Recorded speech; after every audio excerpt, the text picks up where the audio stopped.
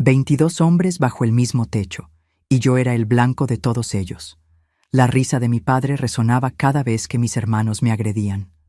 Continúen, decía, enséñenle a ser una mujer de verdad. Aquel día juré que mi venganza sería tan silenciosa como mortal.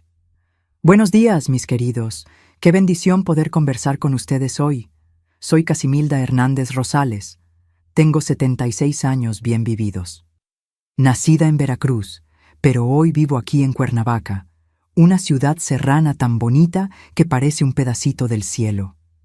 ¿Ya vinieron a conocer nuestras flores y nuestro clima fresquito? Es un refugio para el corazón de una señora como yo. Cada día me despierto tempranito, aunque estas articulaciones ya no obedecen como antes. Me gusta ver el sol nacer mientras preparo mi café de olla como mi abuela me enseñó. La vida está hecha de estos pequeños placeres, ¿no es así? Después del café, voy a mi terraza a cuidar de mis orquídeas. Tengo más de 50 macetas, cada una con una historia diferente. La gente pasa por la calle y siempre se detiene a admirarlas. Doña Casimilda, ¿cuál es el secreto?, me preguntan. Y yo respondo que las plantas son como la gente, necesitan atención, cariño y paciencia para florecer. Comencé con las orquídeas después de que mi hijo mayor me trajera una de regalo hace unos 15 años. Era una catleya amarilla, tan delicada que pensé que no duraría ni una semana en mis manos. Pero floreció y con ella nació un nuevo amor en mi corazón. Cada nueva flor que se abre es como un pequeño milagro que ocurre aquí en mi terraza. Fue mi forma de aprender que incluso después de tiempos difíciles, la belleza puede surgir en los lugares más inesperados. Desde mi mecedora veo la ciudad entera allá abajo. Las luces que se van encendiendo al atardecer, el movimiento de las personas regresando a casa. Este pequeño apartamento es mi reino, ¿saben? Las paredes están pintadas de un azul clarito que me recuerda al cielo de cuando era niña. En la sala tengo mis fotografías de familia, solo los buenos recuerdos, porque los malos los guardamos solo en la memoria para no darles fuerza. Los domingos, mis nietos vienen a visitarme. Hago un pan de elote con anís que les encanta, una receta antigua que traje conmigo en los muchos cambios de la vida. Ver a estos niños creciendo felices y fuertes sin miedo es la mayor riqueza que puedo tener. Cuando los miro corriendo y riendo aquí en esta sala, pienso en cómo la vida da vueltas y cómo Dios es generoso al permitirnos comenzar de nuevo. Y ustedes, mis queridas y mis queridos que me están viendo ahora, cuéntenme aquí en los comentarios desde qué pueblito o ciudad me están viendo y a qué hora del día encontraron este video. Tempranito, con el café, después de la comida o ya de noche. Yo siempre leo todos los comentarios y me pone tan feliz saber de dónde son y cuándo sacan un tiempito de su día para escuchar las historias de esta abuelita. Cuéntenme, ¿sí? Vamos a crear una cadena de cariño. Hoy quiero compartir con ustedes una historia que guardé por mucho tiempo, como quien guarda una herida que va cicatrizando despacio. Es sobre cómo una casa, que debería ser un hogar, puede transformarse en una arena de sufrimiento, pero también sobre cómo podemos, incluso en los momentos más oscuros, encontrar una salida. Porque, mis queridos, la vida tiene eso de bonito. Siempre nos da una segunda oportunidad cuando tenemos el valor de buscarla. No siempre fui esta señora tranquila que ustedes ven hoy, con manos que solo saben cuidar flores y acariciar nietos. Hubo un tiempo en que estas mismas manos temblaban de miedo y de rabia. Un tiempo en que el sonido de risas masculinas me causaba escalofríos. Un tiempo en que ser la única niña entre 21 hermanos hombres era vivir en un campo de batalla diario donde yo siempre perdía. Pero esta historia de cómo sobreviví y me liberé se las voy a contar desde el principio, desde cuando yo era apenas una niña pequeña en Veracruz, creyendo que el mundo entero era aquella hacienda donde nací. Nací en 1949, en una hacienda grande, en las afueras de Veracruz. Mi padre, Augusto Hernández Rosales, era un hombre que todos respetaban, o mejor dicho, temían. alto, con aquel bigote siempre bien recortado y ojos que parecían ver cada pensamiento que pasaba por nuestra cabeza. Mamá Eleonora era una mujer menuda, de habla suave y manos siempre ocupadas. Ella parecía una sombra en la casa, moviéndose silenciosamente, tratando de no llamar la atención. Nuestra hacienda era conocida en la región por la producción de café. Teníamos muchas matas cargadas que se extendían hasta donde alcanzaba la vista. La casa grande estaba en lo alto de una colina, pintada de blanco con ventanas azules. De lejos parecía un lugar bonito, acogedor, pero las paredes gruesas guardaban secretos que nadie en el pueblo imaginaba. Recuerdo como si fuera hoy. Éramos 22 hijos en total, 21 niños, y yo, la más pequeña y única niña. Mis hermanos mayores, Gerardo y Aparicio, ya tenían más de 20 años cuando yo nací. Los más jóvenes, como Teodoro y Olivio, tenían edad más cercana a la mía. ¿Pueden imaginar lo que es crecer con 21 hermanos hombres? Una casa llena de voces gruesas, de pasos pesados, de demandas constantes. Nuestra rutina comenzaba antes de que saliera el sol. Mamá ya estaba de pie a las 4 de la mañana, encendiendo el fogón de leña, preparando café negro, fuerte y atole para el desayuno de los hombres que irían al campo. Yo me despertaba justo después de ella, y aun siendo pequeña, ya ayudaba a arreglar la mesa larga que ocupaba casi toda la sala. Los platos eran de peltre, azules con bordes blancos, desgastados por el uso. 23 platos, 23 tazas. La cantidad de comida que salía de aquella cocina todos los días daría para alimentar a un pequeño pueblo. A las 5 en punto, papá se sentaba a la cabecera de la mesa. Era la señal para que todos los hombres entraran y ocuparan sus lugares. Mamá y yo permanecíamos de pie, sirviendo. Solo comeríamos después en la cocina las sobras, si quedaba alguna. El ruido de aquella mesa era aterrador. Cuchillos golpeando platos, conversaciones altas sobre la cosecha, bromas groseras. Y en el centro de todo estaba él, mi padre, comiendo en silencio, solo observando con aquellos ojos que nunca sonreían. Cuando tenía 6 años, comencé a frecuentar la escuelita rural que quedaba a unos 3 kilómetros de la hacienda. Iba a pie sola por un caminito de tierra roja. Aquel camino diario era mi único momento de paz, ¿saben? Salía de casa aún oscuro y volvía casi al final de la tarde. La maestra, doña Hortensia, era la única persona adulta que me trataba con cariño. Ella se dio cuenta de que yo aprendía rápido y me prestaba libros. Aquellos libros eran ventanas a un mundo diferente, donde las niñas podían soñar y hablar alto. En casa, yo tenía un rinconcito en el desván debajo de una claraboya rota. Allí guardaba mis tesoros, un cuaderno donde escribía historias, algunas cintas coloridas que encontraba por el suelo del pueblo en los días de fiesta, un espejito roto. Cuando llovía, el agua entraba y mojaba todo, pero no me importaba. Era el único espacio que podía llamar mío. Los juegos en la hacienda no eran como los de otros niños. Mis hermanos no me incluían en sus juegos de pelota o pescas en el arroyo que atravesaba nuestras tierras. Cuando intentaba acercarme, escuchaba: «Vuelve a la cocina. Eso no es cosa de mujeres». Lo que ellos llamaban juego conmigo era diferente. Era esconder mis pocas pertenencias, jalarme el cabello hasta hacerme llorar, empujarme cuando pasaban por los pasillos estrechos de la casa. «Estás aprendiendo a ser fuerte, Casimilda», decía Jerónimo, uno de mis hermanos del medio, mientras me daba una palmada en la nuca que me hacía ver estrellas.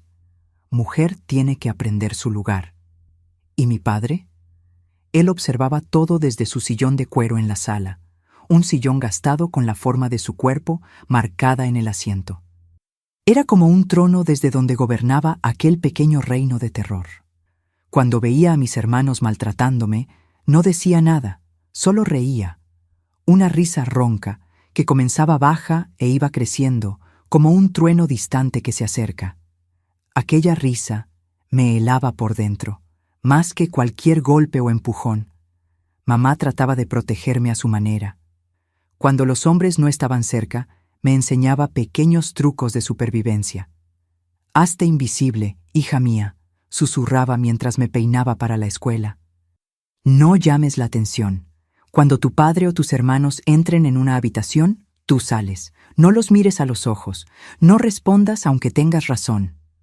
Por la noche, cuando finalmente todos dormían, mamá venía hasta mi petate en el rincón de la cocina. No tenía un cuarto como mis hermanos. Ella se sentaba en el suelo frío y cantaba bajito canciones de cuna de su tierra, allá del norte de Oaxaca. Eran momentos robados de ternura que yo guardaba como quien guarda agua en el desierto. Había una canción especial sobre un pajarito que volaba lejos, tan lejos que encontraba el mar. Yo cerraba los ojos y me imaginaba a aquel pájaro volando lejos de aquella hacienda, de aquellos hombres, de aquella vida. Un día, pensaba, un día yo también encontraré el mar. Fue creciendo en mí un sentimiento extraño. No era solo miedo. El miedo lo conocía bien. Era algo que quemaba en el pecho, que me hacía apretar los puños cuando nadie estaba mirando. Cuando tenía unos 10 años, descubrí que aquello tenía un nombre: rabia, una rabia silenciosa que alimentaba con cada humillación, cada risa de mi padre, cada noche que mi madre lloraba escondida, pensando que yo estaba dormida. Y así fue mi infancia, mis queridos. Un tiempo de aprender a hacerme pequeña, de tragar palabras, de bajar la cabeza, pero también un tiempo de guardar dentro de mí aquella brasita de rabia que años después se transformaría en una fuerza que ni yo misma sabía que tenía. Porque, vean ustedes, hasta los niños más lastimados pueden crecer y transformarse en mujeres que no aceptan más ser disminuidas. Y eso fue lo que pasó cuando entré en la adolescencia, en aquella misma hacienda, aún rodeada por aquellos mismos hombres. Pero ya no era la misma niña asustada. Cuando cumplí 13 años, todo comenzó a cambiar. Mi cuerpo ya no era de niña. Estaba creciendo, ganando formas que no pasaban desapercibidas a los ojos de los hombres de aquella casa. Recuerdo el día de mi cumpleaños en julio de 1962. No hubo fiesta, claro. En nuestra casa, el cumpleaños de una mujer no se celebraba, pero mamá había guardado un huevo durante semanas para hacerme un pastelito escondido. Lo comimos en la despensa, aprisa, como si estuviéramos cometiendo un crimen. Fue ese día que noté algo diferente en la mirada de Gerardo, mi hermano mayor. Tenía 34 años en esa época, ya estaba casado y vivía en una casa más pequeña en los fondos de la propiedad. Pasó por mí en el pasillo. Se detuvo, me miró de arriba a abajo y dijo: «Mira nada más, Casimilda se está volviendo mujer, va a dar problemas esta». La forma como lo dijo me dio un escalofrío en el estómago. No era la primera vez que escuchaba comentarios así, pero había algo nuevo en aquella mirada, algo que me hizo caminar más deprisa hacia la cocina donde estaba mamá. Los días fueron pasando y aquella sensación incómoda solo aumentaba. Ahora no era solo Gerardo, sino también Aparicio, Jerónimo e incluso los más jóvenes, como Teodoro. Cuando entraba en una habitación donde estaban, las conversaciones disminuían y las miradas me seguían. A veces escuchaba risitas y comentarios en voz baja. Comencé a cambiar mis caminos por la casa. Evitaba el granero donde guardaban las herramientas, el almacén de grano, los fondos del patio. Siempre que podía, me quedaba cerca de mamá o de alguna de las esposas de mis hermanos mayores. Comencé a despertar aún más temprano, antes incluso que mamá, para bañarme sola en el tanque de fuera cuando todos aún dormían. Fue en una mañana de domingo que ocurrió el primer incidente serio. Estaba en la cocina lavando los trastes del desayuno. La casa estaba quieta. Los hombres habían ido al pueblo para el mercado dominical, menos papá, que estaba en la terraza fumando su pipa. Mamá había ido a llevar comida a una vecina enferma. Escuché pasos detrás de mí y antes de que pudiera darme vuelta, sentí manos grandes agarrando mi cintura con fuerza. Era Olivio, uno de mis hermanos más jóvenes que tenía 19 años en esa época. «Casimilda», susurró en mi oído.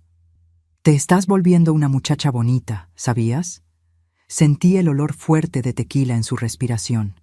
Intenté soltarme, pero él me apretó más fuerte, presionando su cuerpo contra el mío, atrapándome contra el fregadero. «Suéltame, Olivio», dije, tratando de mantener la voz firme, pero sintiendo el pánico crecer. «Voy a llamar a papá». Él se rió, una risa baja y áspera. «Llámalo. ¿Tú crees que él va a hacer qué? Él se va a reír». En ese momento, escuché la voz de papá viniendo de la terraza. «Olivio, ven acá». Mi hermano me soltó rápido, se pasó la mano por el cabello y salió de la cocina como si nada hubiera pasado. Me quedé allí temblando, las manos aún mojadas de los trastes que lavaba, el corazón latiendo tan fuerte que pensé que me iba a desmayar. No le conté a nadie lo que pasó. ¿A quién le contaría? ¿A mamá? Ella bajaría la cabeza y diría que yo debería tener más cuidado, evitar quedarme sola. ¿A papá? Él probablemente daría una de esas risas horribles. A partir de aquel día, los incidentes comenzaron a multiplicarse. Un pellizco aquí, un toque inapropiado allá, comentarios cada vez más vulgares. No era solo Olivio, sino varios de mis hermanos. Parecía un juego para ellos, ver hasta dónde podían llegar, ver cuánto aguantaba antes de llorar. Y papá observaba todo desde su sillón. A veces fingía que no veía, otras veces reía, lo que alentaba a mis hermanos a ir más lejos. «Deja que la niña aprenda cómo es el mundo», le decía a mamá cuando ella trataba de intervenir tímidamente. La escuela se convirtió en mi único refugio. Me despertaba aún en la oscuridad y caminaba aquellos 3 kilómetros con una voluntad que nunca sentía cuando era hora de volver. Allí, doña Hortensia notaba que algo estaba mal. «Casimilda, estás más callada últimamente», comentaba. «¿Está pasando algo en casa?» Pero yo lo negaba. ¿Qué podría decir? ¿Que mis propios hermanos me trataban como si fuera un animal a ser cazado? ¿Que mi padre encontraba gracia en eso? ¿Que cada día era una tortura, un ejercicio de tratar de ser invisible en una casa donde todos los ojos parecían fijos en mí? Fue en la escuela que conocí a Eudoxia, hija del farmacéutico del pueblo. Era la única niña de la clase que hablaba conmigo. Las otras, hijas de hacendados más ricos, pensaban que yo era extraña, demasiado salvaje, con mi ropa remendada y mi manera asustada. Eudoxia era diferente. Me prestaba libros, compartía su almuerzo conmigo, me contaba sobre la vida en el pueblo. Un día me invitó a ir a la farmacia de su padre después de la clase. Yo nunca había entrado allí antes. Papá no gastaba dinero en medicinas, decía que hierbas del monte curaban todo.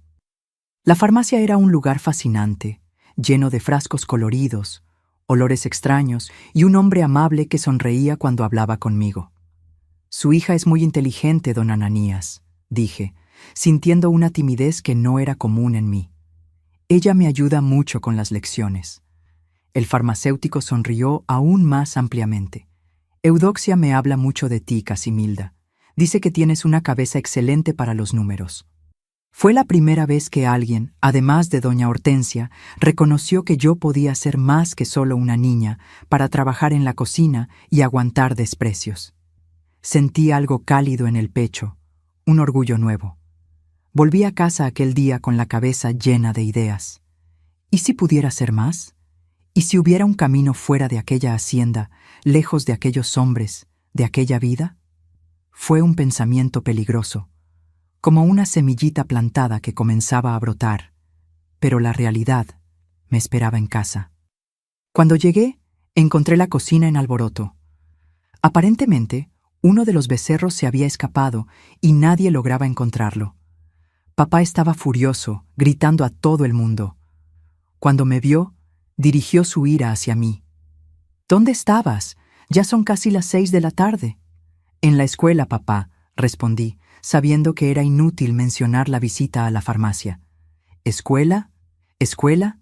¿De qué sirve tanta escuela para una mujer? Deberías estar aquí ayudando a tu madre». Bajé la cabeza y fui directo a la cocina. Mamá estaba allí cortando verduras para la sopa, los ojos rojos de llorar. Cuando me vio, solo hizo un gesto para que tomara un cuchillo y comenzara a ayudar. Trabajamos en silencio por un tiempo, hasta que mamá susurró: «Tu padre rompió el jarrón que era de mi madre, aquel azul que estaba en la sala». Sentí una opresión en el corazón. Era el único objeto que mamá había traído de su familia cuando se casó. Un jarrón delicado, pintado a mano, que ella mantenía siempre con flores frescas, incluso en las épocas más secas del año. Era su pequeña rebeldía, su pedacito de belleza en una casa donde la belleza no era valorada. ¿Por qué?, pregunté también susurrando. Porque intenté defenderte. Dije que tenías derecho a estudiar. Ella hizo una pausa, respirando profundo. Rompió el jarrón frente a mí y dijo que la próxima vez sería mi cabeza. Miré a mi madre, aquella mujer que alguna vez había sido hermosa, pero que ahora parecía haber envejecido antes de tiempo. El cabello gris, las manos nudosas de tanto trabajo, los ojos que ya no tenían brillo. Era como mirar mi propio futuro si continuábamos allí. «Necesitamos salir de aquí, mamá», dije, las palabras saliendo antes de que pudiera contenerlas. Ella me miró asustada, poniendo un dedo sobre sus labios. «Shh, no hables así». ¿A dónde iríamos? ¿Cómo viviríamos? Era una pregunta válida. Dos mujeres solas, sin dinero, sin protección, en un mundo que no era amable con mujeres desamparadas. Pero la semillita había sido plantada y ya no podía ignorarla. Aquella noche, acostada en mi petate en la cocina, hice un juramento silencioso. Encontraría una manera de salir de allí. No sabía cómo, no sabía cuándo, pero no terminaría como mi madre, una sombra de persona, viviendo con miedo, muriendo un poquito cada día. Al día siguiente, noté algo diferente. Mis hermanos estaban agitados, hablando sobre un visitante que vendría a la hacienda. Un hombre importante del pueblo, alguien a quien papá quería impresionar. Todos recibieron instrucciones de comportarse. La casa fue limpiada como nunca antes y mamá pasó el día cocinando platos especiales. El visitante llegó al final de la tarde en un carro reluciente que levantó polvo en el camino de tierra. Era el alcalde del pueblo, un hombre gordo de traje ajustado y un reloj dorado que brillaba en su muñeca. Venía a negociar la compra de parte de nuestra producción de café para exportación. Me quedé en la cocina ayudando a mamá a servir la comida mientras los hombres conversaban en la sala. El alcalde hablaba alto, reía mucho, bebía el tequila que papá había guardado para ocasiones especiales. Papá estaba diferente, sumiso, casi servil, concordando con todo lo que el visitante decía. Fue cuando serví el postre que escuché algo que cambió todo. El alcalde comentaba sobre las dificultades de encontrar mano de obra calificada para su fábrica de procesamiento de café en el pueblo. «Necesitamos gente que sepa leer y hacer cuentas», decía mientras yo colocaba el dulce de calabaza frente a él. «Es cada vez más difícil encontrar». Sin pensar dije, «Yo sé leer y hacer cuentas, señor. Doña Hortensia dice que soy la mejor alumna de la escuela». Un silencio mortal cayó sobre la sala. Papá me miró como si hubiera cometido el peor de los pecados. Una mujer hablando sin ser preguntada frente a un visitante importante. Sentí la sangre helarse en mis venas, esperando la explosión, pero para mi sorpresa, el alcalde sonrió. ¿De verdad? Una muchacha estudiada. Eso es raro por estos rumbos. En aquel momento vi algo en la mirada de mi padre que nunca había visto antes. No era solo rabia, era miedo. Miedo porque por primera vez alguien de fuera de aquella hacienda me había visto como una persona, no solo como una sombra silenciosa. Y fue ahí que me di cuenta. Su poder sobre nosotras venía del aislamiento. Mientras nadie de fuera supiera lo que pasaba dentro de aquellas paredes, él podía hacer lo que quisiera. Aquella noche marcó el inicio de mi verdadera rebelión. No una rebelión abierta, con gritos y fugas. Yo aún no tenía fuerza ni medios para eso. Pero una rebelión silenciosa, alimentada por aquella semillita de esperanza, que ahora comenzaba a crecer más fuerte dentro de mí. Los meses que siguieron a la cena con el alcalde fueron los más difíciles de mi vida. Papá estaba furioso conmigo por haber hablado sin permiso. Cuando el visitante se fue, me llamó al granero de las herramientas. Era un lugar oscuro, lleno de sombras, el olor a óxido y aceite impregnado en las paredes de madera. «¿Quién te crees que eres para hablar frente a hombres importantes?», gritó, señalando con el dedo a mi cara. ¿Quieres avergonzarme? ¿Quieres que la gente piense que no sé controlar mi propia casa? Me quedé en silencio, mirando al suelo, sabiendo que cualquier respuesta solo empeoraría la situación. A partir de mañana, no irás más a esa escuela. Ya perdiste demasiado tiempo con esas tonterías. El lugar de una mujer está en la cocina, no con la cabeza llena de ideas. Sentí como si me hubieran dado un puñetazo en el estómago. La escuela era mi único refugio, mi única conexión con un mundo diferente de aquel infierno. Fue la primera vez que enfrenté a mi padre. No, papá, necesito estudiar, por favor. Él se quedó tan sorprendido con mi respuesta que por un momento solo me miró fijamente, sin palabras. Después, una calma aterradora se apoderó de él. Sonrió, una sonrisa fría que no llegaba a los ojos. Así que has aprendido a responder. Ya veremos si ese valor dura. Aquella noche reunió a todos mis hermanos en la sala. Mamá y yo servíamos café mientras él hablaba. Parece que nuestra Casimilda se está volviendo demasiado atrevida. Cree que puede faltarle al respeto a su padre, hablar cuando no es llamada. Ustedes saben lo que pasa con una mujer que no sabe su lugar, ¿verdad? Un silencio pesado cayó sobre la sala. Mis hermanos se miraron entre sí, algunos pareciendo incómodos, otros con sonrisitas en las comisuras de los labios. A partir de hoy, ella va a aprender algunas lecciones. Ella quiere tanto ir a la escuela. Entonces veremos si aprende. No quiero que nadie le facilite la vida. Cuando esté lista para pedir perdón y aceptar su lugar, entonces podrá volver a la rutina normal. Fue el inicio de lo que llamé en mis pensamientos como los meses del purgatorio. Todos los días me despertaba antes del amanecer para hacer todas las tareas que antes eran divididas entre mamá y yo. Encender el fogón, preparar el café, ordeñar las vacas, limpiar los cuartos, lavar la ropa en la orilla del arroyo. Trabajaba de sol a sol, bajo las miradas vigilantes de mis hermanos, que parecían haber recibido órdenes de mantenerme ocupada todo el tiempo. «Casimilda, la cerca del gallinero necesita arreglo», decía Aparicio justo después de que terminaba de lavar los platos del almuerzo. «Casimilda, papá quiere que limpies el granero hoy», ordenaba Teodoro cuando volvía exhausta del gallinero. Mis manos, que antes eran solo ásperas, ahora estaban en carne viva, con cortes y ampollas que no tenían tiempo de cicatrizar. Mi ropa colgaba en mi cuerpo cada vez más delgado. Con tanto trabajo, apenas tenía tiempo para comer. Mamá intentaba ayudarme a escondidas, pero era poco lo que podía hacer sin atraer la ira de mi padre. A veces guardaba un pedazo de pan o un huevo cocido para mí, escondido entre los paños de cocina. Otras veces asumía algunas de mis tareas cuando mi padre y mis hermanos estaban en el campo. «Tienes que pedir perdón a tu padre», me decía, lágrimas en los ojos. «Por favor, hija, esto te está matando». Pero yo no podía. Algo dentro de mí, aquella brasita de rabia que ahora era una llama constante, no me permitía darle ese gusto.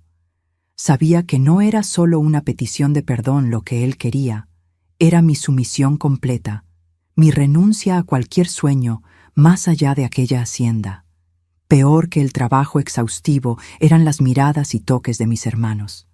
Con el permiso implícito de mi padre para darme lecciones, se sentían con el derecho de tratarme como quisieran.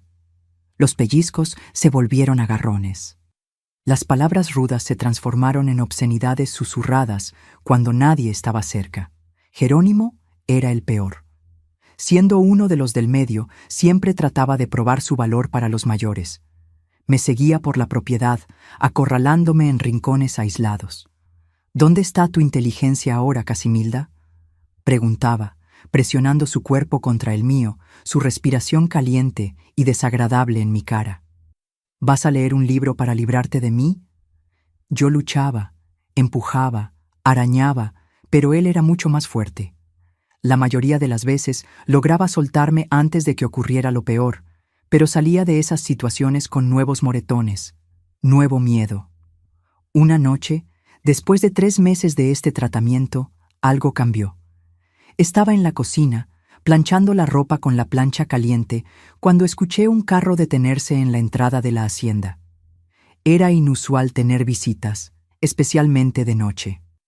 Por la ventana vi el mismo carro reluciente del alcalde. Papá apareció en la puerta de la cocina agitado. «Arréglate», dijo, el tono urgente. «El alcalde está aquí y quiere hablar contigo». Me quedé confundida. ¿Por qué el alcalde querría hablar conmigo? ¿Y por qué papá, que había prohibido que cualquier persona me dirigiera la palabra más allá de lo necesario, ahora quería que me presentara a un visitante? Limpié mis manos en el delantal, traté de arreglar mi cabello desgreñado y seguí hacia la sala. El alcalde estaba sentado en el mejor sillón, el mismo que generalmente ocupaba mi padre. A su lado, para mi sorpresa, estaba doña Hortensia, mi maestra. «¡Ah, aquí está ella!», exclamó el alcalde, levantándose cuando entré. «La joven brillante de quien tanto me han hablado». Miré confundida a mi padre, que estaba de pie, tenso, las manos detrás de la espalda. Él forzó una sonrisa que no alcanzaba sus ojos. «Casimilda», continuó el alcalde, «su maestra me ha contado sobre su desempeño excepcional en la escuela. ¿Es verdad que no ha asistido a clases en los últimos meses? ¿Algún problema de salud?». Antes de que pudiera responder, mi padre se adelantó. «Casimilda ha estado un poco indispuesta, señor alcalde. Nada grave. Pronto estará de vuelta en la escuela».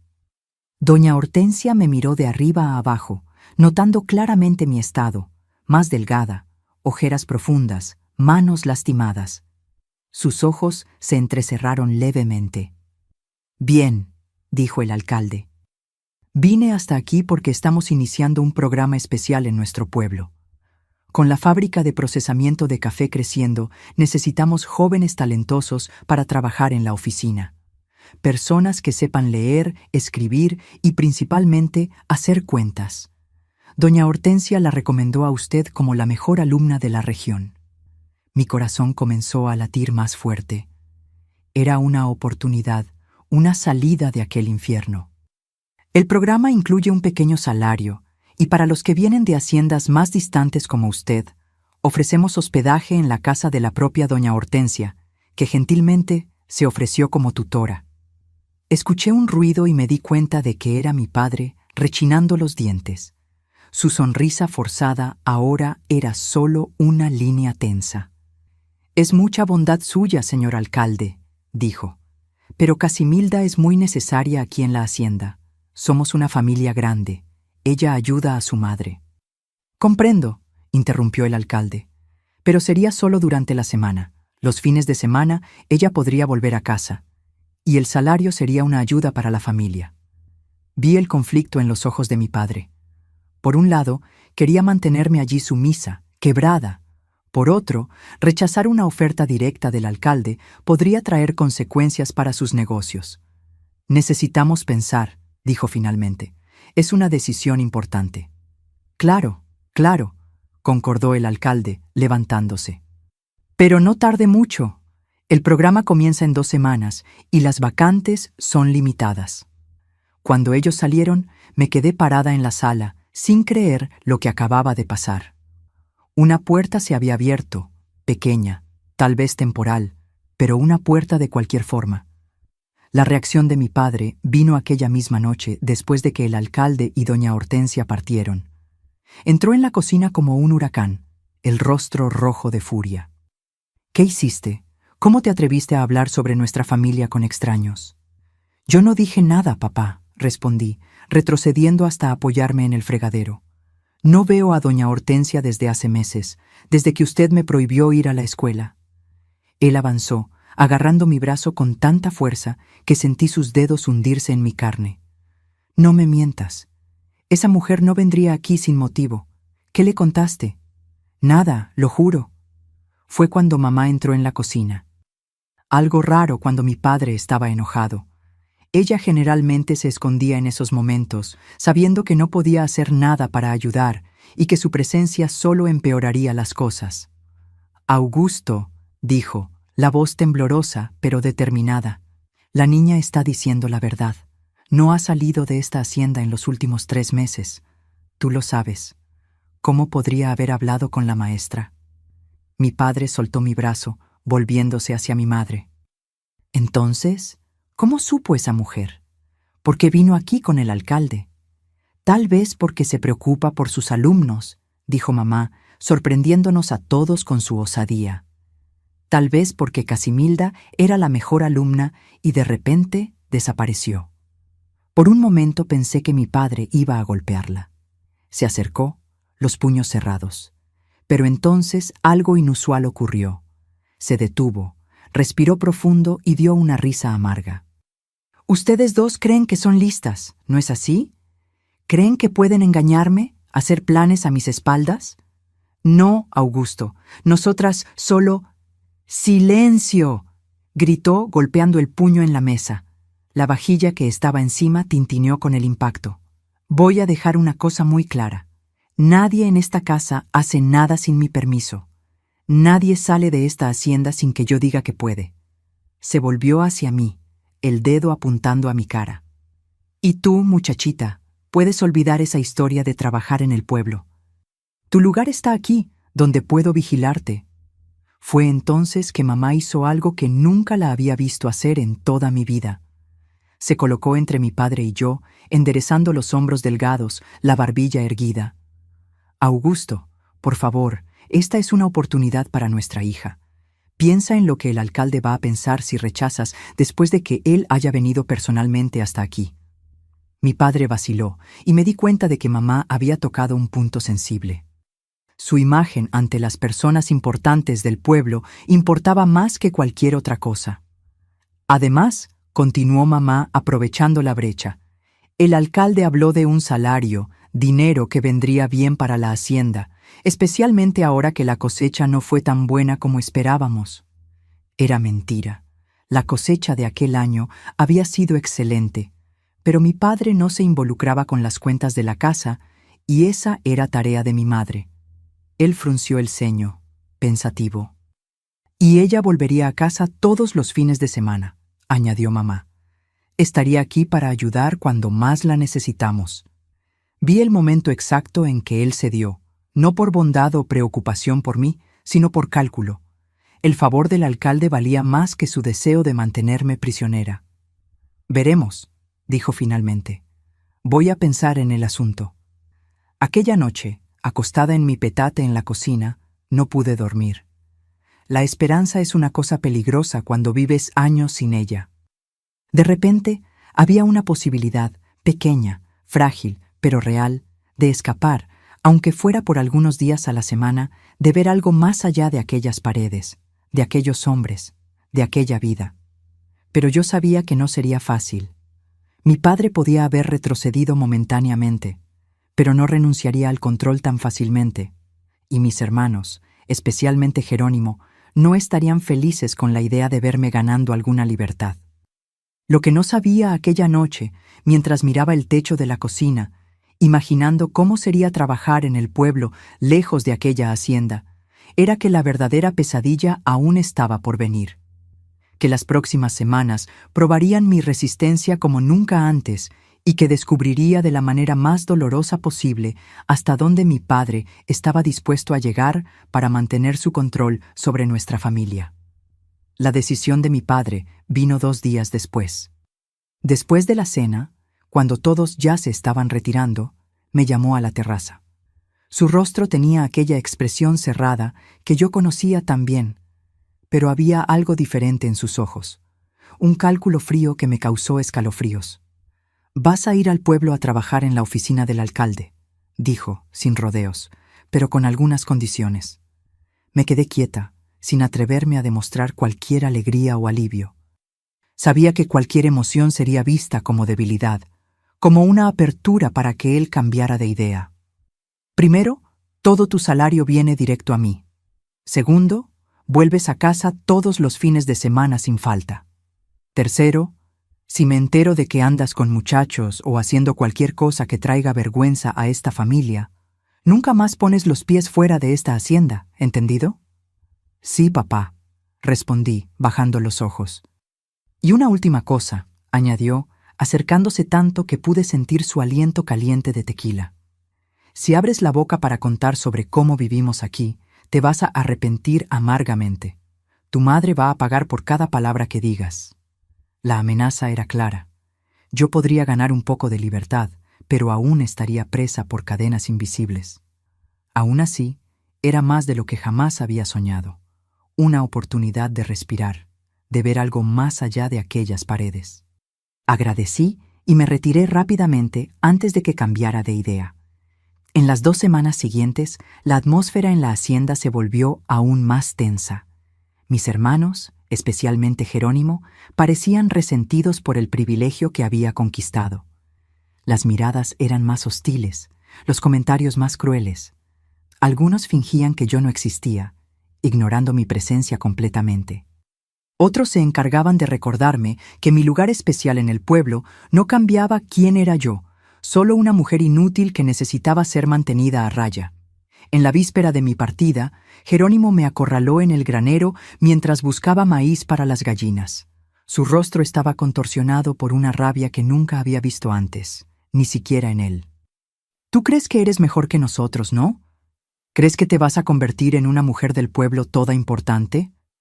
«No, Jerónimo, solo voy a trabajar como todos aquí». Él se acercó más, presionándome contra la pared de madera del granero. «No te olvides de tu lugar, Casimilda. Puedes ir al pueblo, pero siempre serás lo que eres, una mujer del campo que sirve para cocinar y obedecer. Nada más». Sentí su cuerpo pesado contra el mío, sus manos agarrando mis brazos con fuerza suficiente para dejar marcas. Por un momento terrible, pensé que haría algo que nunca había hecho antes. No solo asustarme o lastimarme, sino algo mucho peor. Vi en sus ojos un deseo perverso de destruirme, de quitarme la única cosa que había logrado proteger hasta entonces. Pero algo en mí cambió en ese momento. Tal vez fuera la proximidad de la libertad, o tal vez la rabia que venía acumulando por años. En vez de encogerme, miré directamente a sus ojos y dije con una voz que yo misma apenas reconocí: «Suéltame, Jerónimo, ahora». La firmeza de mi voz lo tomó por sorpresa. Por un segundo, aflojó el agarre y aproveché para zafarme, empujándolo con toda la fuerza que tenía. Él se tambaleó hacia atrás, tropezando con un saco de maíz. «Te vas a arrepentir de esto», gruñó, pero no avanzó nuevamente. Algo en mi mirada debe haberle advertido que yo ya no era la misma niña asustada de antes. Salí del granero temblando, pero no de miedo, de una extraña mezcla de terror y triunfo. Por primera vez había enfrentado a uno de mis tormentos directamente y había sobrevivido. A la mañana siguiente, mamá me ayudó a arreglar el pequeño hatillo con mis pocas ropas. Sus ojos estaban llenos de emociones contradictorias. Alegría por verme escapar, aunque temporalmente, de aquel infierno. Miedo de lo que podría pasarme en el pueblo y miedo de lo que le pasaría a ella cuando yo ya no estuviera allí para ayudarla. «Ten cuidado, hija mía», susurró, arreglando el cuello de mi único vestido bueno, uno azul descolorido que había sido de ella en su juventud. «El pueblo tiene sus propios peligros. Voy a estar bien, mamá, y vendré todos los fines de semana para ayudar». Ella sonrió tristemente. «Sé que sí, pero no te preocupes demasiado por mí. Aprovecha esta oportunidad. Aprende todo lo que puedas». Antes de entregarme el hatillo, sacó algo de dentro del bolsillo del delantal. Era un pequeño broche de plata simple en forma de pájaro. «Era de mi madre», explicó, prendiéndolo en mi vestido. «El único objeto que me quedó de ella. Quisiera que ella pudiera verte ahora yendo a trabajar al pueblo». Me quedé sin palabras. Aquel broche era el bien más preciado que mamá poseía. El jarrón azul que papá había roto era un recuerdo doloroso, pero este broche era su verdadero tesoro. «Mamá, no puedo aceptarlo. Es muy valioso». «Por eso mismo quiero que lo tengas tú», insistió. «Para recordar de dónde vienes y quién eres, hija. No de la hacienda, no de tu padre, sino de mí y de mi madre antes que yo. Mujeres que sobrevivieron». La abracé con fuerza, sintiendo las lágrimas arder en mis ojos. Tal vez fuera la primera vez en la vida que nos abrazábamos así, sin miedo, sin mirar por encima del hombro para ver si alguien venía. Mi padre y algunos de mis hermanos me llevaron hasta el pueblo en una de las carretas. El viaje de 2 horas se hizo en un silencio pesado. Cuando llegamos a la plaza central, donde doña Hortensia me esperaba en la puerta de su casa, mi padre apenas asintió con la cabeza hacia ella, me dio una última mirada de advertencia y se fue, sin una palabra de despedida. Doña Hortensia me llevó dentro de su casa pequeña, pero confortable. Me mostró la habitación que sería mía, la primera habitación solo para mí en toda mi vida, y después me acompañó hasta la oficina del alcalde, donde yo trabajaría. Los primeros días fueron confusos y aterradores. Nunca había visto tantas personas diferentes. Nunca había lidiado con números y papeles de aquella forma, pero también eran días de descubrimientos maravillosos. Agua entubada que salía del grifo como por magia. Luz eléctrica que se encendía con un simple interruptor. Libros. Tantos libros en el estante de doña Hortensia que podría leer todos los días por un año y no terminaría. Cuando llegó el viernes, parte de mí no quería volver a la hacienda. Pero sabía que necesitaba hacerlo, no solo por la amenaza de mi padre, sino porque mamá estaría allí sola con él y mis hermanos, especialmente Jerónimo, que ciertamente estaría aún más rencoroso después de nuestro último encuentro. Doña Hortensia me acompañó hasta el camino donde mi padre había prometido recogerme. Él llegó puntualmente, conduciendo la carreta con Teodoro a su lado. El viaje de regreso fue tan silencioso como el de ida, aunque sentía los ojos de ambos evaluándome, como si buscaran señales de cambio, de rebeldía. Cuando llegamos a la hacienda, noté inmediatamente que algo estaba mal. La puerta de la casa estaba de par en par y escuché gritos viniendo de adentro. Incluso antes de bajar de la carreta, reconocí la voz de mi padre, más alta y más embriagada de lo normal, y los sollozos ahogados de mi madre.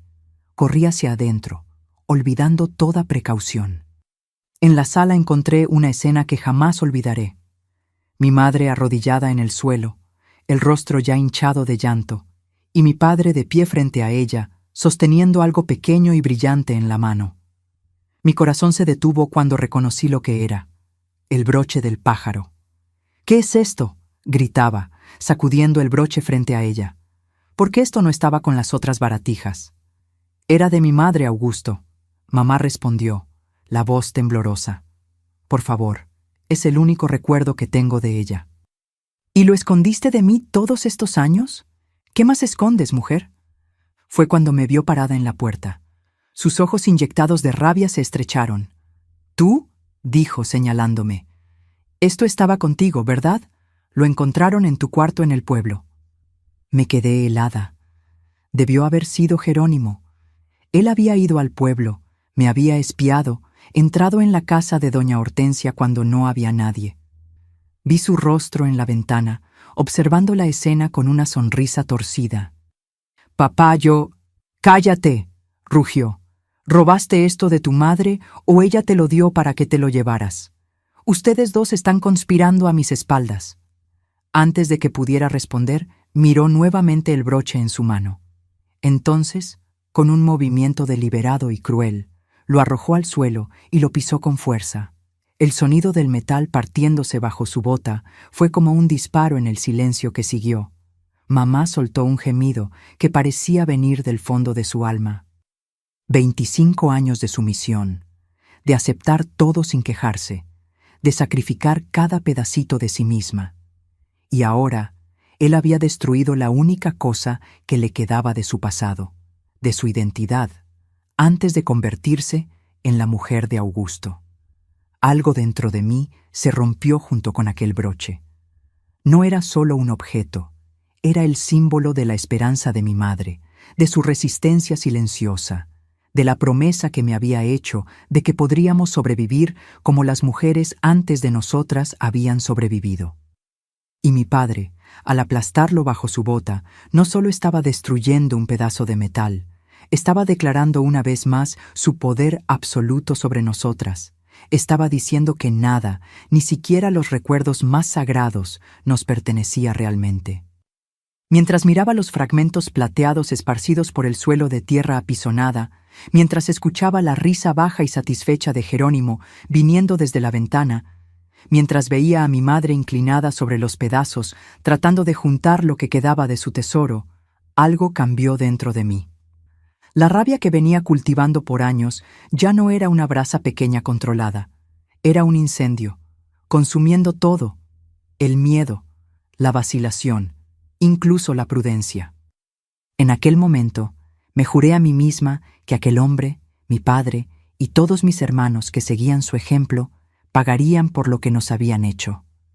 No con violencia física, yo nunca sería como ellos, sino de una manera que los afectaría donde más les dolía, en el orgullo, en la reputación, en el poder que tanto apreciaban. Encontraría una manera de destruirlos, así como ellos habían intentado destruirnos año tras año, lágrima tras lágrima. El resto de aquel fin de semana fue una pesadilla. Volví al pueblo el lunes con nuevos moretones y un corazón lleno de determinación.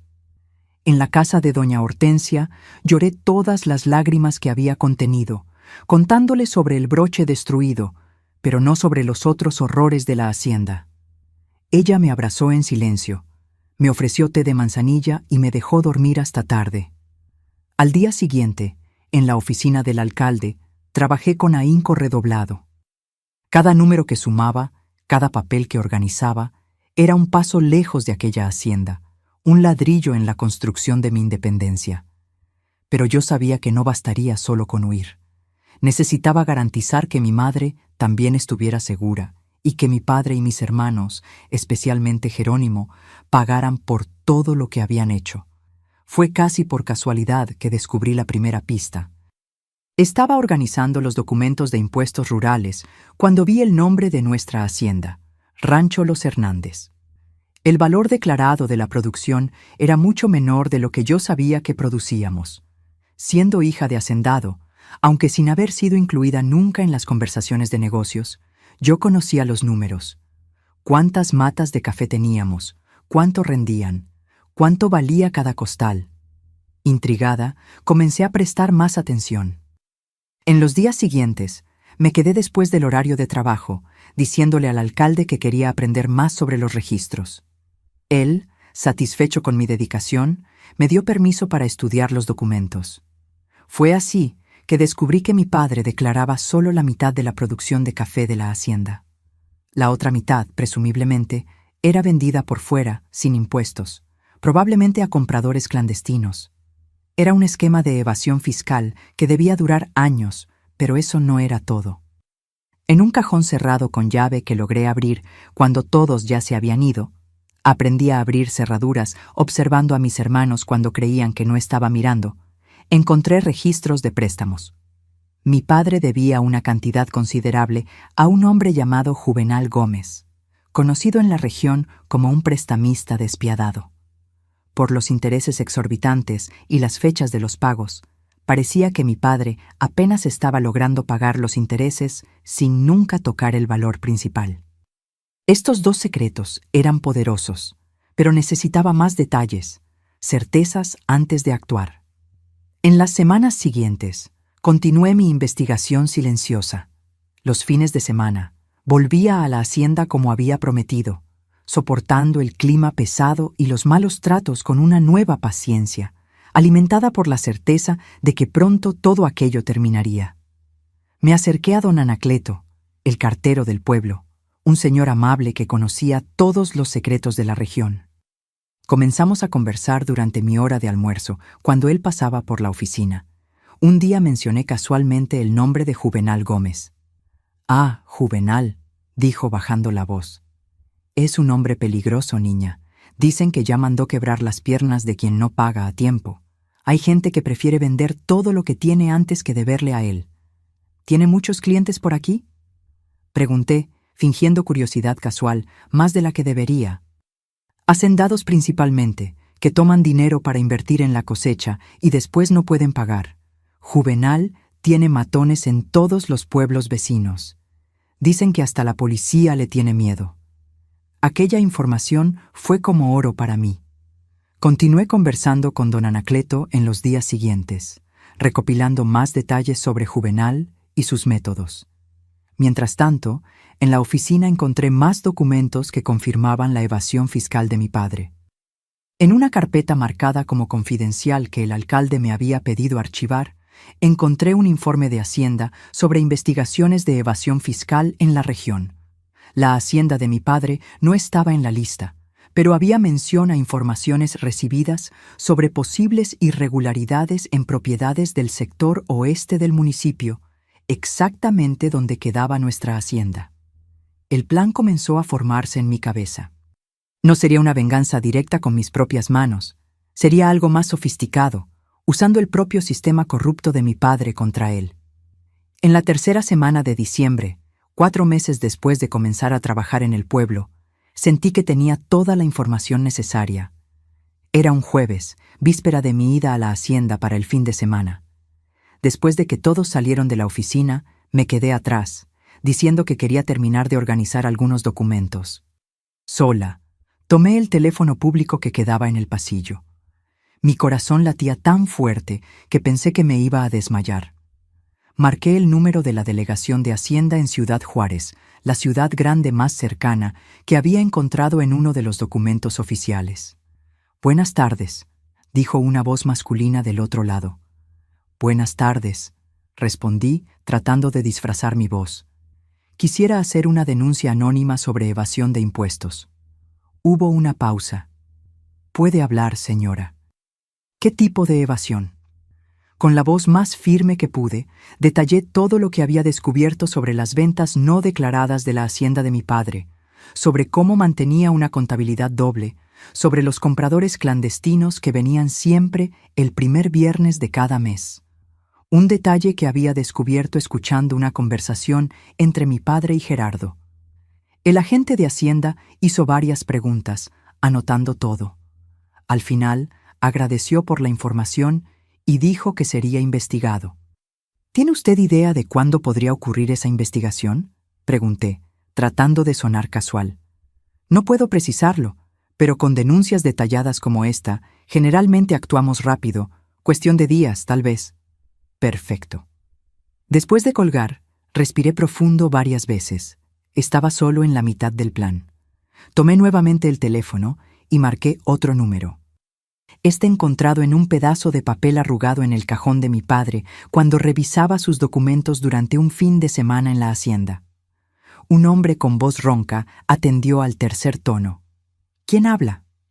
Buenas noches, dije nuevamente disfrazando la voz. Necesito hablar con el señor Juvenal Gómez. Es sobre un cliente suyo, Augusto Hernández Rosales. Hubo un silencio tenso. Después la voz cambió. Era otro hombre, la voz más grave y autoritaria. ¿Quién quiere saber? Soy una persona que trabaja para él. Escuché una conversación hoy que usted debería saber. Augusto está planeando huir después de la próxima cosecha, sin pagar la deuda. Dijo que tiene todo arreglado para irse a Chihuahua, donde tiene parientes. Era una mentira completa, claro, pero basada en un detalle real. Mi padre realmente tenía parientes en Chihuahua, aunque nunca hablaba con ellos. Otro silencio, después una risa seca. ¿De verdad? ¿Y por qué me está contando esto? Yo había previsto esta pregunta. ¿Por qué no me paga hace 3 meses? Dice que no tiene dinero, pero sé que está guardando para esa huida. Pensé que usted debería saberlo. Interesante, dijo Juvenal, la voz ahora calculadora. ¿Y cuándo exactamente planea hacer esto? Escuché decir que sería después de la cosecha principal, que comienza la semana que viene. Tiene una remesa grande para entregar el primer viernes del próximo mes. Va a usar ese dinero para la huida. Más silencio. Bien, agradezco la información. Voy a verificar personalmente este asunto. Colgué el teléfono con las manos temblorosas. Estaba hecho. Acababa de encender la mecha de 2 explosivos diferentes y ambos estaban programados para detonar al mismo tiempo. Al día siguiente, volví a la hacienda, como siempre, tratando de actuar normalmente. Fue el fin de semana más difícil de mi vida. Sonreír, servir, bajar la cabeza, sabiendo lo que estaba a punto de ocurrir. La tensión era tanta que casi me traicioné varias veces, dejando caer platos, tropezando, respondiendo mal a las. La tensión era tanta que casi me traicioné varias veces, dejando caer platos, tropezando, respondiendo mal a las preguntas. «¿Qué te pasa, muchacha?», preguntó mi padre la noche del domingo, observándome con desconfianza. «Parece que viste un fantasma». «Nada, papá», respondí, bajando los ojos. «Solo estoy cansada del trabajo en el pueblo». Él murmuró algo sobre trabajo de verdad y volvió a fumar su pipa. El lunes regresé al pueblo con un nudo en el estómago. Parte de mí se preocupaba por mi madre y si ella saldría lastimada en medio de la confusión que yo había orquestado. Pero otra parte sabía que esta era la única oportunidad que teníamos de liberarnos de aquel infierno. Pasó una semana entera sin noticias. Comencé a temer que mi plan hubiera fallado, que nadie hubiera tomado en serio mis denuncias. Entonces, el jueves siguiente, mientras estaba en la oficina, escuché una conmoción en la plaza. Miré por la ventana y vi 3 coches oficiales de Hacienda pasando en dirección a la salida del pueblo, el camino que llevaba a nuestra hacienda. Mi corazón se aceleró. Era el inicio del fin. Aquella noche, doña Hortensia recibió una llamada telefónica. Era de la comisaría del pueblo. Necesitaban que yo fuera allí inmediatamente. Cuando llegamos, encontramos a un oficial de Hacienda y al comisario local. Ellos me informaron que mi padre y mis hermanos mayores habían sido arrestados por evasión fiscal y resistencia al arresto. ¿Y mi madre?, pregunté, con el miedo transparentándose en mi voz. «Está bien, pero muy conmocionada», respondió el comisario. «Necesitamos que usted vaya hasta allá». En el camino hacia la hacienda, en el coche de la policía, el oficial de Hacienda me contó lo que había ocurrido. Cuando llegaron para realizar la inspección, encontraron no solo las evidencias de evasión, sino también una situación caótica. Juvenal Gómez y 2 matones habían llegado poco antes, confrontando a mi padre sobre la supuesta huida. Una pelea violenta había comenzado. «Fue una coincidencia extraña», comentó el oficial. «Parece que alguien también denunció a su padre ante el prestamista». Mantuve la expresión neutral, a pesar del torbellino de emociones. Es realmente una coincidencia. Cuando llegamos a la hacienda, el escenario era surrealista. Coches oficiales, policías, hombres esposados siendo colocados en patrullas. La casa estaba parcialmente destruida. Muebles rotos, ventanas hechas añicos, señales de lucha por todas partes. Encontré a mi madre sentada en la terraza con una manta sobre los hombros y una taza de té en las manos, siendo atendida por una trabajadora social. Cuando me vio, sus ojos se llenaron de lágrimas. Corrí hacia ella y la abracé con fuerza.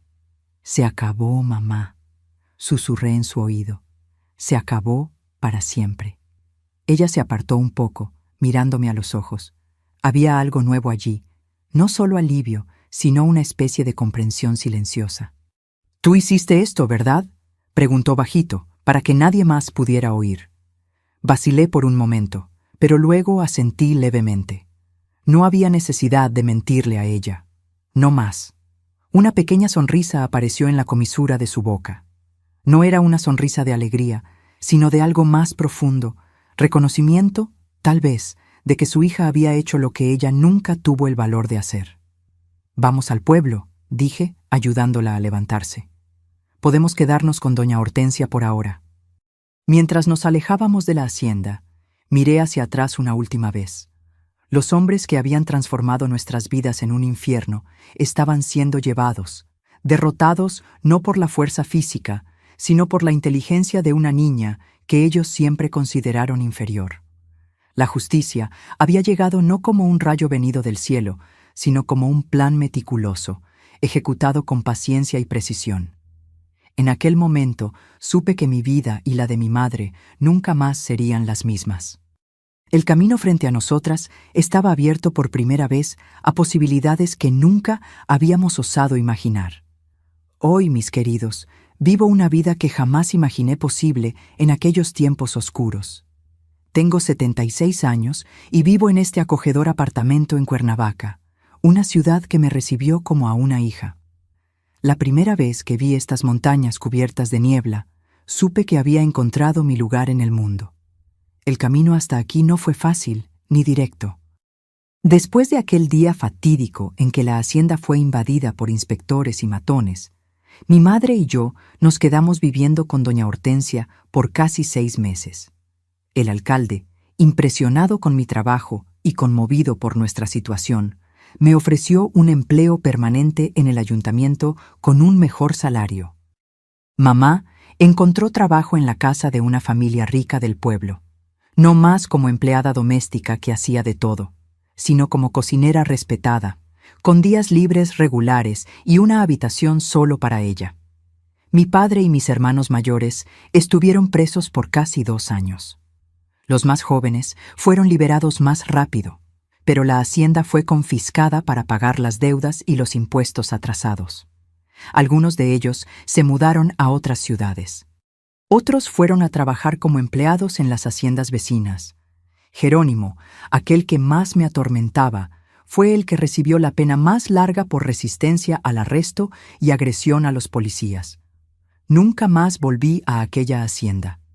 Supe que fue vendida en subasta a un empresario de la capital que transformó todo en una plantación moderna de café con maquinaria y trabajadores registrados. Las historias que vivimos allí quedaron enterradas junto con la vieja casona, que fue demolida para dar lugar a instalaciones nuevas.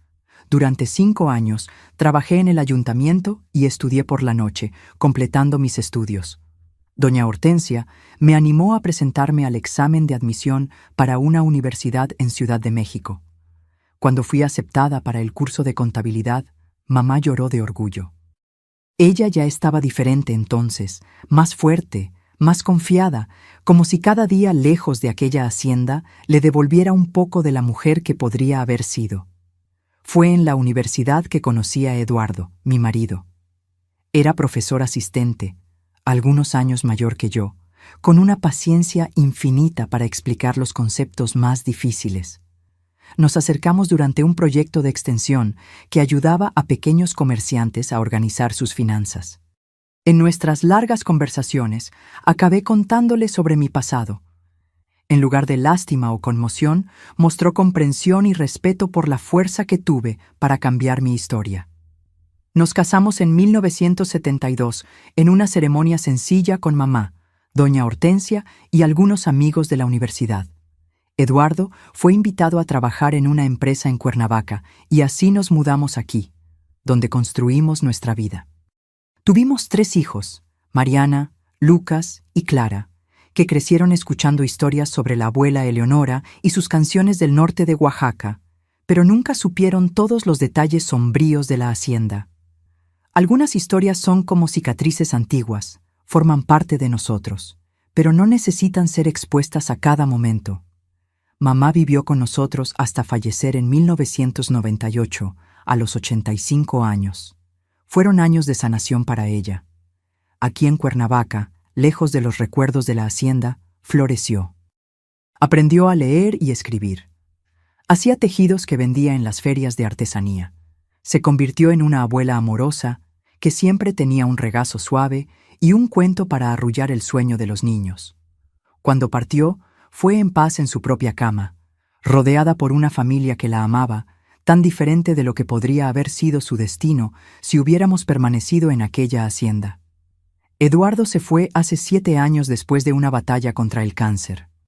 Fueron 46 años de un matrimonio basado en respeto mutuo y compañerismo, algo que yo ni siquiera sabía que era posible durante mi infancia y adolescencia. Él me enseñó que no todos los hombres son como mi padre y mis hermanos, que existe ternura en las manos masculinas, que las voces graves también pueden decir palabras dulces. Hoy vivo rodeada por los recuerdos felices que construimos juntos. Mis orquídeas en la terraza son mi pasión y mi terapia.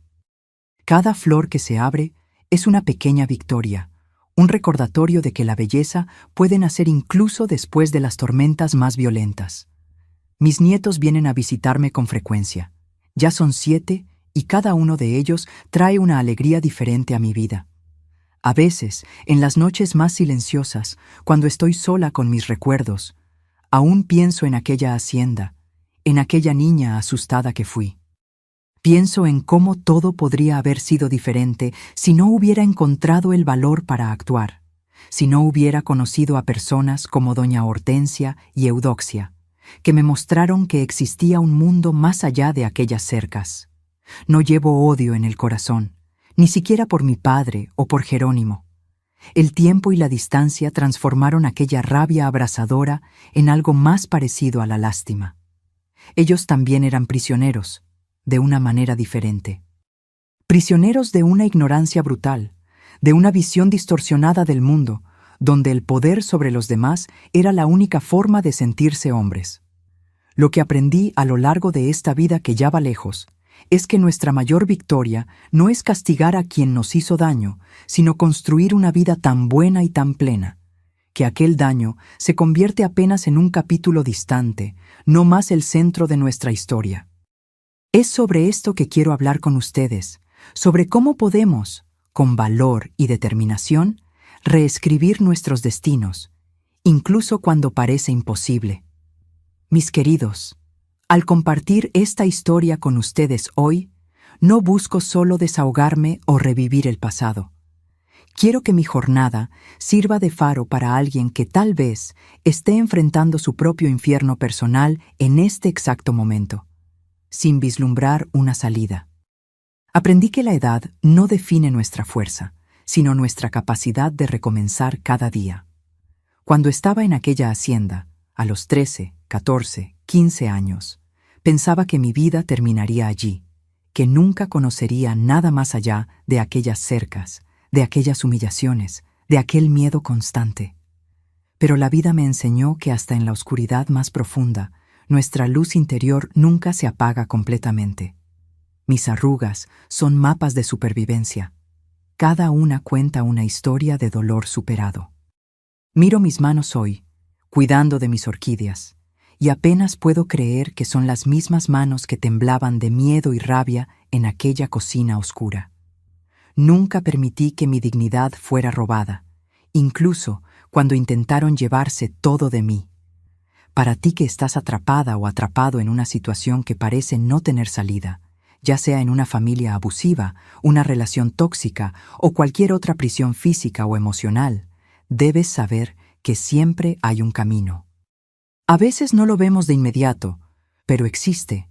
Puede ser tortuoso, puede exigir paciencia y valor, pero existe. Descubrí que somos más fuertes de lo que imaginamos, especialmente cuando pensamos que ya no aguantamos más. El tiempo no cura todas las heridas, pero nos enseña a vivir con ellas y aún así sonreír. Mi historia no es sobre lo que me hicieron, sino sobre cómo elegí responder. Aprendí que la verdadera fortaleza no está en nunca caer, sino en levantarse todas las veces. Las cicatrices invisibles que cargué por años no me definieron, me refinaron como oro en el fuego. La edad me dio sabiduría para entender que nuestra historia no termina en los capítulos dolorosos. Sobrevivir es una forma de resistencia y vivir bien es la mejor venganza. Romper ciclos de abuso no es solo un acto de autopreservación, sino un regalo que damos a las próximas generaciones. Mis hijos y nietos crecieron en un hogar donde las voces no eran armas, donde los hombres no eran tiranos, donde las mujeres no eran sombras. Y ustedes, mis queridos, que han acompañado mi historia hasta aquí, si este relato ha tocado su corazón de alguna forma, les pido que se suscriban al canal y lo compartan con alguien que tal vez necesite escuchar este mensaje de esperanza. Cada suscripción, cada compartir puede ser el primer paso para que alguien encuentre valor para cambiar su propia historia. Dejen en los comentarios la palabra Casimilda si han visto hasta aquí. Es una manera de decirme que están conmigo en esta jornada de memorias y superaciones. Cuando leo sus comentarios, siento que mi historia no fue en vano, que sirvió para algo más grande que yo misma. Háganlo ahora. No esperen ni un minuto más. Y sepan, mis queridos, que si existe una cosa que aprendí en estos 76 años de vida, es que nunca, jamás es demasiado tarde para recomenzar. El broche de pájaro de mi madre puede haber sido aplastado aquel día, pero su espíritu, el espíritu de libertad, de vuelo, de posibilidad, vive en mí hasta hoy y ahora vive un poquito en ustedes también. Muchas gracias por acompañarme.